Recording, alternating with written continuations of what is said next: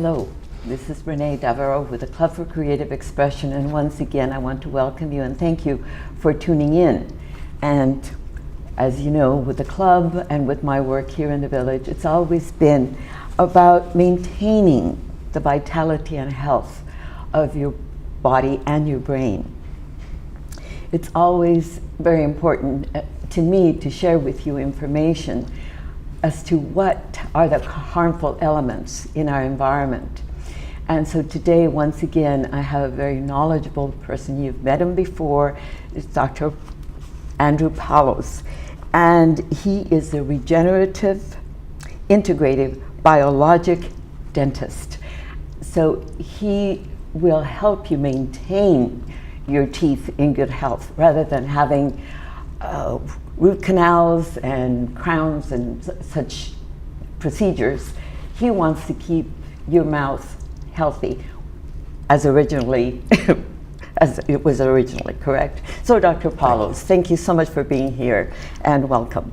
Thank you. I'm delighted to have you once again because we've talked about many items, namely how to protect ourselves from Wi-Fi, from what was it, Roundup, all of those dangers.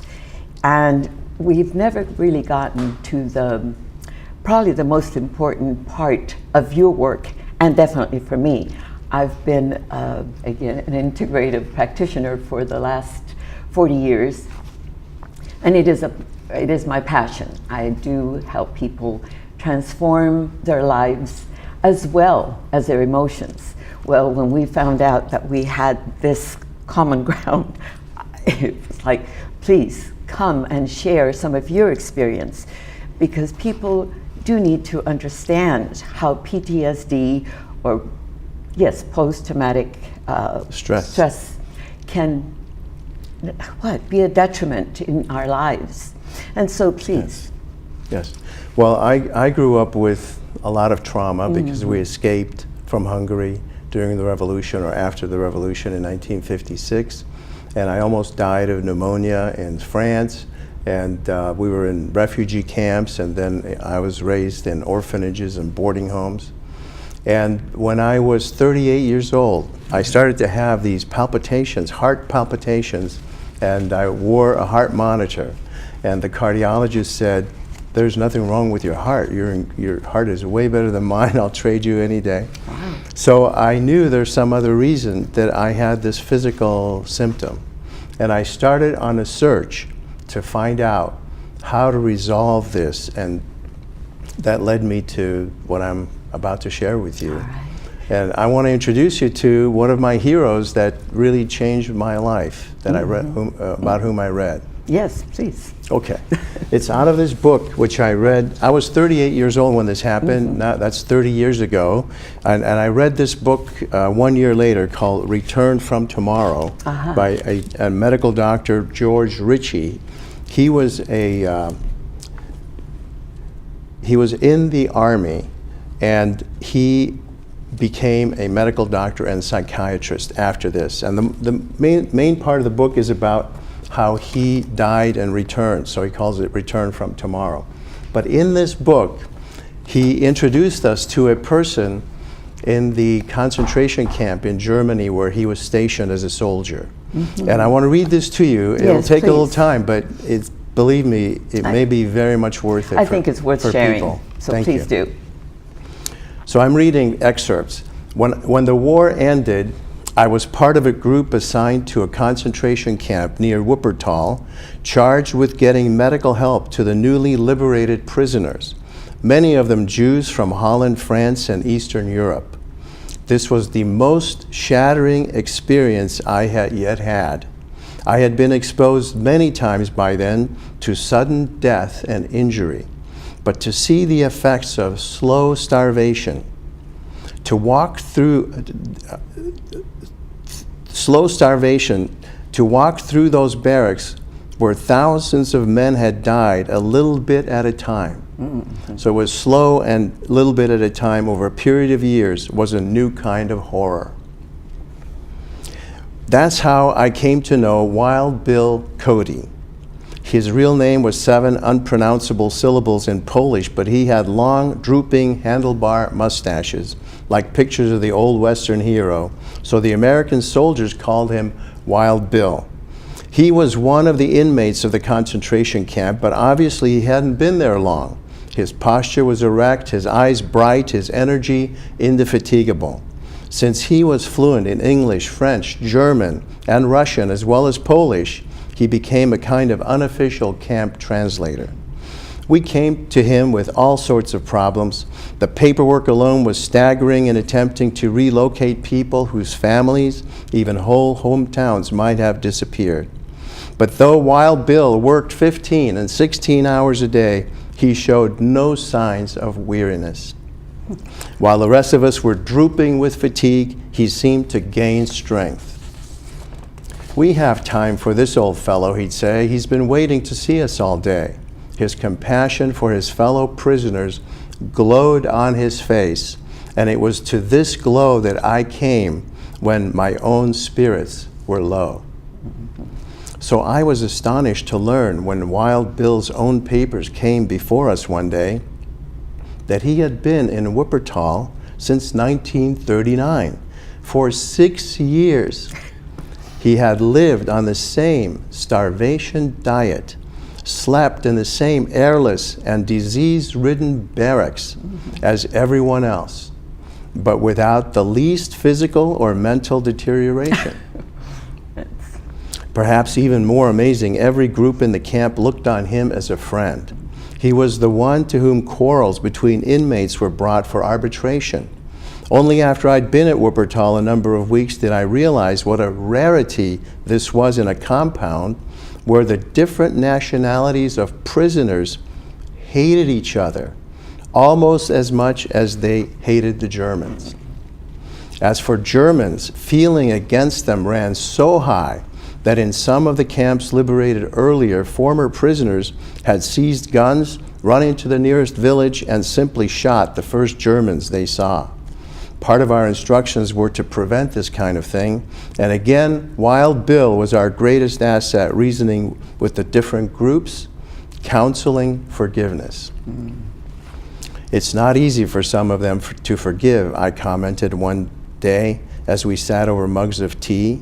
"So many of them have lost members of their families." Wild Bill leaned back in the upright chair and sipped at his drink. "We lived in the Jewish section of Warsaw," he began slowly, the first words I had heard from him about himself.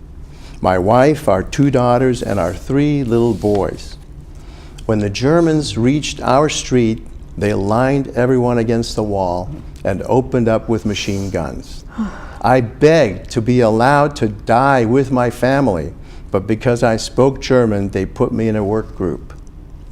He paused, perhaps seeing again his wife and 5 children. "I had to decide right then," he continued, "whether to let myself hate the soldiers who had done this. It was an easy decision, really. I was a lawyer. In my practice, I had seen too often what hate could do to people's minds and bodies. Hate had just killed the 6 people who mattered most to me in the world. I decided then that I would spend the rest of my life, whether it was a few days or many years, loving every person I came in contact with. Loving every person. This was the power that had kept a man well in the face of every privation." So when I read this, I said, how could this be? How could he do it? And how come I can't do what he did just to make a decision? So that led me on a search, because this is one of the first times I've read this without tears. I'm grateful. It took me about 5 years to discover that our decisions consciously may not affect us properly. And one of the books I read is this. It's called Power versus Force, The Hidden Determinants of Human Behavior. It talks about what determines our behavior is hidden. Yes. It's not conscious. We're unaware of it.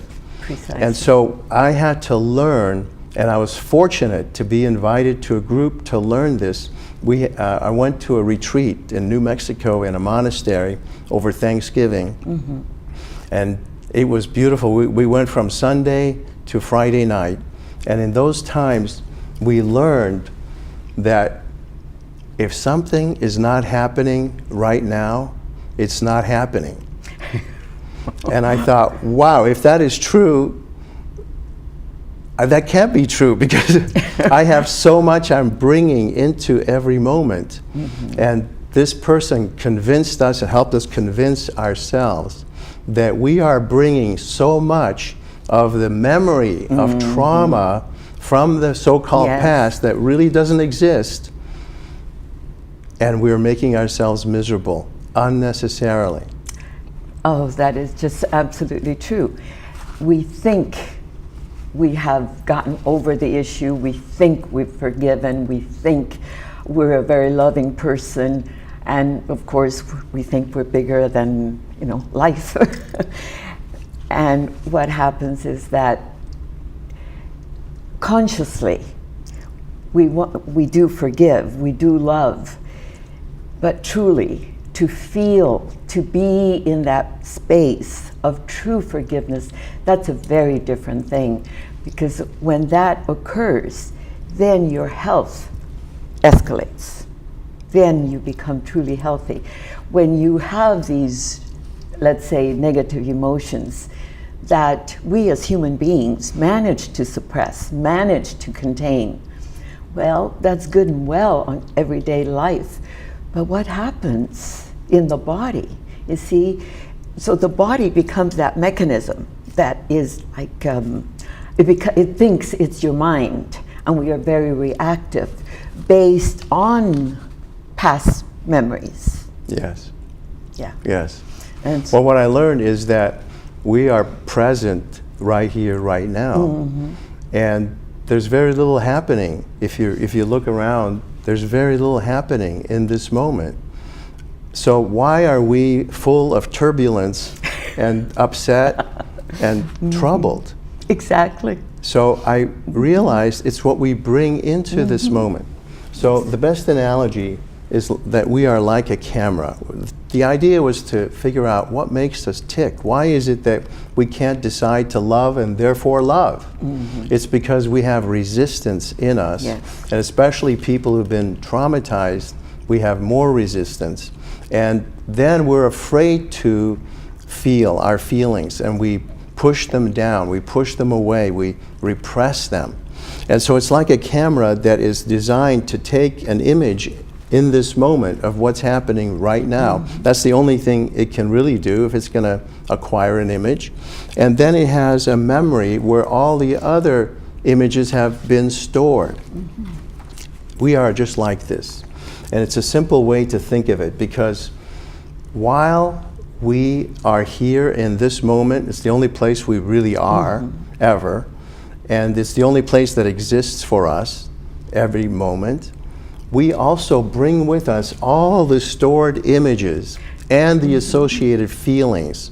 And if, let's say I'm talking to you, you say something to me, and while I'm listening to you, my mind subconsciously is sorting through all the past so-called images in a library of images, which are memories, and saying, oh, she reminds me of this. This is, look at this, it's like this, and what she's wearing looks like, and then I start feeling not just you being here with me, but all my history comes to bear on our relationship. Correct. And suddenly there's all this interference and preoccupation and distraction. And this is what happens with our relationship with ourselves. So the first thing to do is to make sure that we know it's safe to look at all these images. Yes, and by that same token, I like to point out to my clients that, it's like a photo. You see the photo of a fire, you see, or something that occurred. It can't possibly hurt you in this moment. It's done, it's in the past. It can be filed, put away. The thing That's is beautiful. that we don't do that we don't really know how to do that. And what happens with trauma is that it gets embedded in the cells. So it becomes a cellular memory as we progress through life. And consequently, it's that traumatic memory that we are not acknowledging that's causing the problem in the present relationship or in the present situation, whatever it may be, and at the same time causing some imbalance in the body. Something is going to show up. Yes. Usually in the form of a disease. Well, the activated memories are what we live in and live in us until we resolve them. Correct. And if, you know, we have to do, there's nothing better to do than this, because the amount of relaxation that occurs Yes. is unbelievable. And as we clear out our inner being and have a good relationship with ourselves, I like what Jerry Lewis said, you might as well like yourself, because think of all the time you get to spend with you. So if we don't manage to be happy with ourselves, how can we be happy with other people? Exactly. I think one of the jobs, or as a human being, or one of the possibilities is learning to like ourselves. Yes. And in order to truly do that, we need to dive in. We need to become introspective and investigate, what is it? Who is the real me? Am I covering up? Am I, you know, those filters from the past, are they showing up? Are they causing me to judge you in this moment? Are they causing me to judge all men in this moment due to past memories? So you see, The answer is yes, yes, yes. yes. And so if I can clear all of that, those memories, and be in present time, and I can truly learn to like you, learn Yes. to like myself, because, you know, I've worked through the traumas and I have a more clear perception of who I am, and by the same token, I can see you for who you are, rather than with all those filters That's that cause correct. misery. Yes. So the big deal is, how do we clear those memories that we live in and we bring to this moment? That's the big deal. That's the And these are mental states that create reactive emotional states. Correct. Then we're defensive with people. We can't even control ourselves. I mean, this book is saying that our behavior is determined and controlled by hidden factors. yes. So we need to look at the hidden factors. Everyone that I've read in this mental health field is saying the same thing. We have to accept what we believe before we can change it, not repress it, not condemn ourselves for having that feeling. Correct. So that's the first most important thing. All our feeling, because I learned not to feel. And that's the reason my body was rebelling, you know, and having these palpitations. So when we don't pay attention to the conflicts that are inside, and we're unwilling to look at it because it's scary, too scary, then our body will take the side with our heart and with our whole being. Our body normally takes excellent care of us.